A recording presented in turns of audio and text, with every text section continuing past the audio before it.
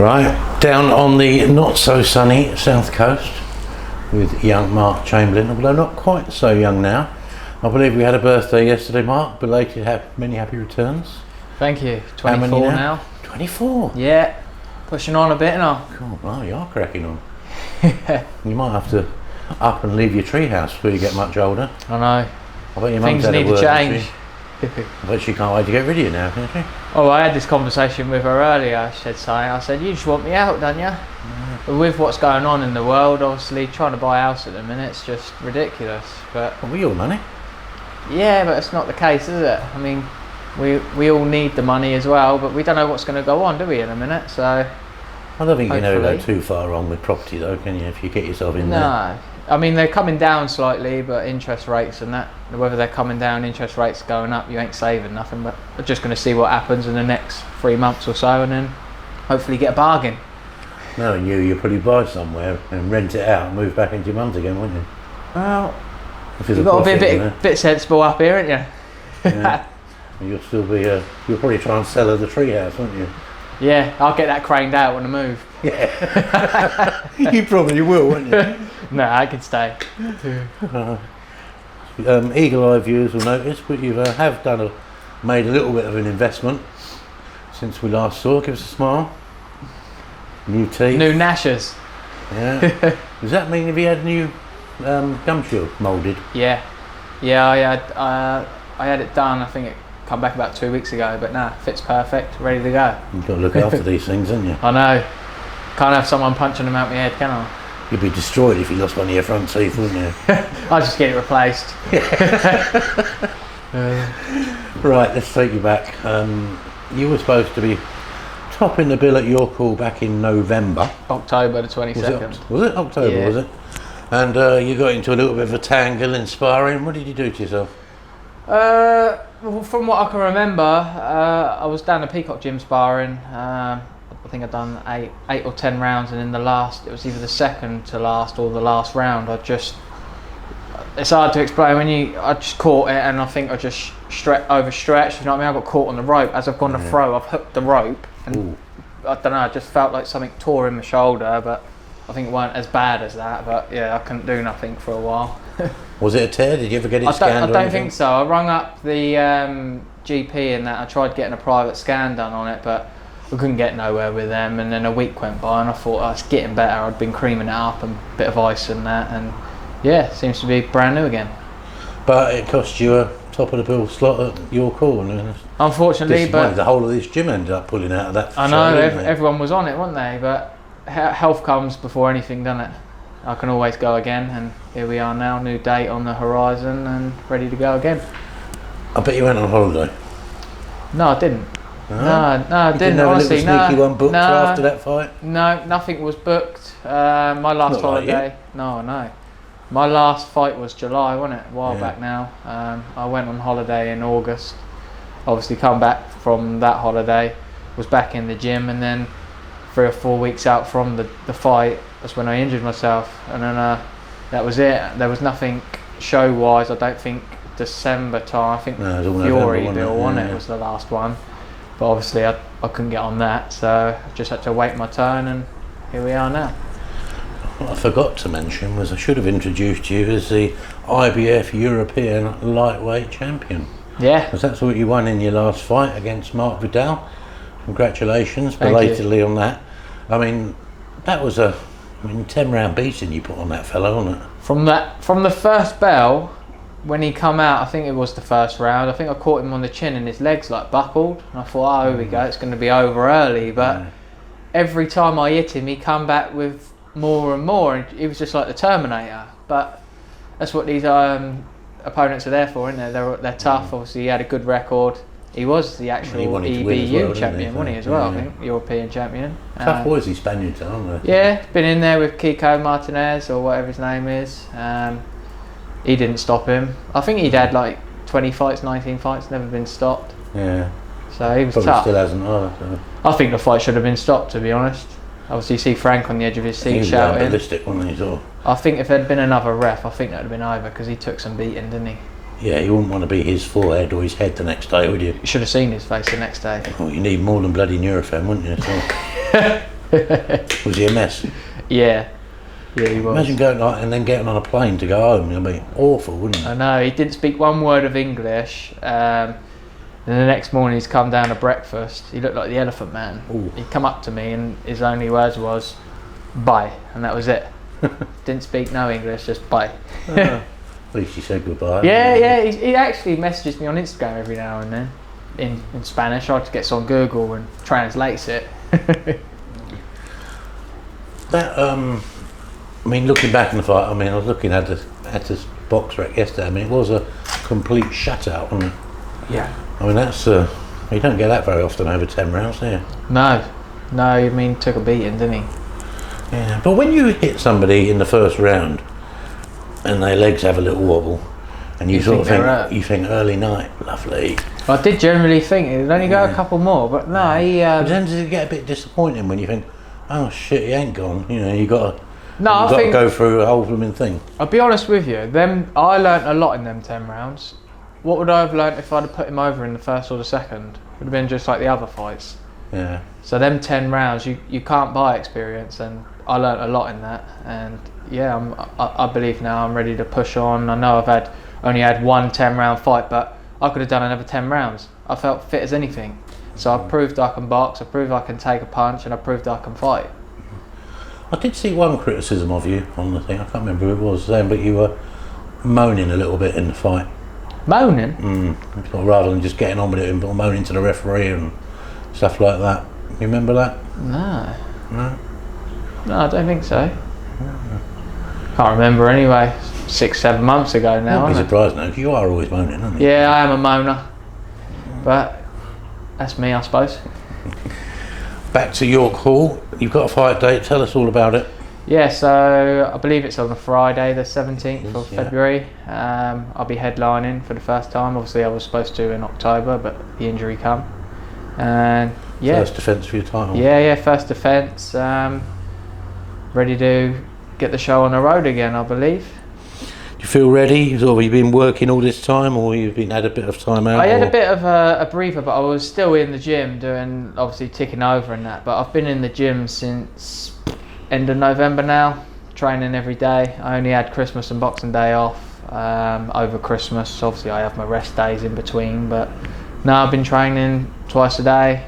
Yeah, waiting for this phone call and got the date, so I'll be ready to go. Because you're not going to say it, you're fighting against an Italian guy called Vero Lenti, Lenti with an I, who holds a record of 10-4-1. 30-year-old Italian. Yep. They're tough geezers as well. Yeah, I've been told pretty similar to the last opponent, as in tough. Funny enough, one of the Spanish fellas who trains with us, Alex, he fought him. 10-0, isn't he? Or yeah, he's I think he's super lightweight. Yeah. He fought him about four fights ago. He put him over 2 or 3 times, but they're tough old boys, aren't they? They get up and they carry on. It's like he said, they're just tough. But it's an opponent that's not been stopped. I mean, I'm not going to go out there to try and stop him, but I'm sure if it comes, it comes. I don't know if it's something you considered, but it's actually a sign of how highly you are thought of. But a boy from Waterlooville, down on the south coast, sort of, they trust to hold up a show in London, headlining in London. Yeah. That don't happen very often, does it? Where you'd have someone from out of town headlining a show in London. I know. I mean, that's why obviously I can't thank the office enough for believing in me and making this happen. And most importantly, obviously my sponsors, because without my sponsors, none of this would be possible. And they were a massive help to my career. And you've got a lot of sponsors on that t-shirt. I know, I'll be honest with you, there's some on there, and there's new sponsors as well that need to be mentioned, and they'll be on the next kit on the next fight. So did you take your shiny belt around all your sponsors' premises? Yeah, I had a couple of meetings, got a few sponsorship deals out of that. Everything just seems to be going well at the minute. Obviously I've got the title now. It's the next step as to where I want to be, and I believe that I can get all the way to the top with the right guidance, the right fights at the right time. What do you think this year holds for you? What do you think will come up this year? I've got a meeting in the next week or so with Frank. So we'll see what's what and where I'm going to go from now. But who knows? Obviously, the British title's being fought for, isn't it? By Gwynn and Woodruff again. You'd have to think, you wouldn't mind getting put in for that, would you? So, By all means, I'll fight the winner of that, no problem. yeah, and you fancy your chances there, when I know they're quite experienced people, but you know, Yeah, I suppose. you back your ability, Craig and down then you know. obviously they're good fighters, aren't they? They're up there and established, and they ain't got the title for nothing. Well, Gwynn obviously, but they had a draw last time out. But I truly believe that I'm up there with them boys, if not better. So you got to believe in yourself, ain't you? So you think every step this year has got to be a meaningful one? Definitely. I mean, obviously I'm going to defend my title 2 times maybe. I don't know however many times they want to do it, but I believe that that's an alright to do it twice, and then hopefully push on, who knows, British or... I honestly don't know until I have this meeting and see what's what. And obviously you can't just go, oh yeah, I want to fight for the British next. It's not as easy as that, is it? But I'm sure with the right people that I've got around me, they can make it whatever happen, hopefully. I don't like to ask, but people will want to know, how far away do you think the Stan fight is? Who knows? I mean, obviously he's got the Commonwealth title now. Obviously it's nice to have the British and Commonwealth. So why don't we let Gwynn and Woodruff fight for the British, and then I'll fight the winner of that. And then in 12 months' time, I'll have the British, Sam will have the Commonwealth, and let's do it for the British and Commonwealth. So you think I would sort of this December or spring next year, sort of? Who knows? Obviously he's got his team guarding him, and I've got my team guarding me, but the phone is always on. Let me get this British title. If I can get my hands on it, I know I'm capable of winning it. And then, like I say, let's do it for the British and Commonwealth. But both of you are starting to sort of be let off the leash a little bit, aren't you? You're sort of like, you're kind of your learning fights, and your learning curve is kind of coming to an end, isn't it? Yeah, I mean, we're both obviously the jeopardy's pushing getting on higher, now. isn't it? Yeah, like obviously we're in championship fights now, so yeah, I mean we're both pushing on. I don't need to mention his name. If the fight happens, it happens. You know what I mean? I mean, I'll take the fight without a doubt. But it kind of feels like it needs a bit of momentum putting behind it again. Yeah, it's like it's dragging on, isn't it? Because I don't know, it's sort of drifted out of people's minds, isn't it? I always get asked, but everyone wants to talk about it, and that obviously it doesn't make sense at the minute. But non-boxing fans don't. Well, I say non-boxing fans, boxing fans outside of boxing don't know how boxing works, and at this precise minute in the stages of our careers, it's not worth fighting now because financially it don't make sense. You've got 2 highly talented fighters who you want to get to the top. It's got to make sense to actually cross those roads together, isn't it? Yeah. You don't want to do it for nothing. No. And it's got to be at a point where it's not going to affect the loser too much. No. But Frank will have to dig deep in his pockets, won't he, and get this fight on hopefully in the next year or so. That's a wait till we get you on box office or something. Yeah, that'd be nice, wouldn't it? Would be if people want to see it. Yeah. You'd be surprised how much interest that fight's got. But like I say, the more people are talking about it, the more of a bigger fight it's going to be. So just let people keep talking and let's get it brewing, and then we can get it going next year. Right, we're sitting on the top floor of your gym here with the rain lashing down on the tin roof.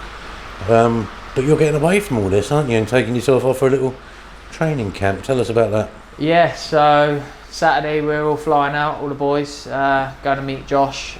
He's out in Tenerife at the minute, and then we're going to go out there and just have a good old training camp, get away from the rain, because it just puts it down on everything, doesn't it? And it's a change of scenery as well. Obviously, like you got the running up in the mountains, a bit of sun as well.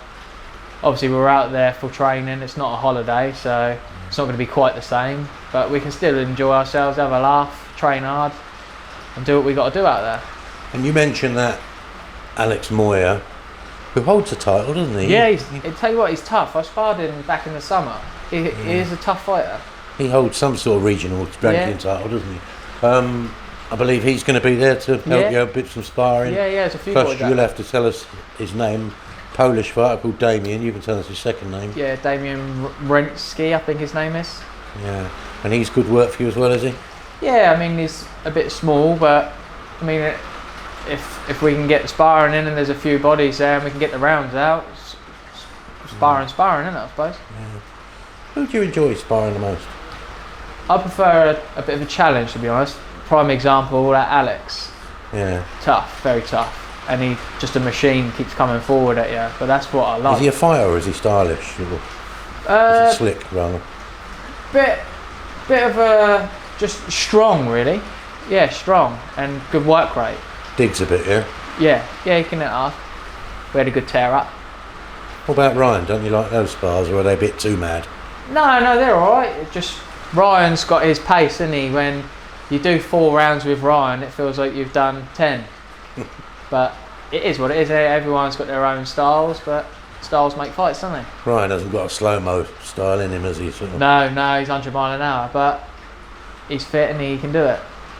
Right, Mark. So, happy birthday for yesterday. Thank you. Well done on your last fight.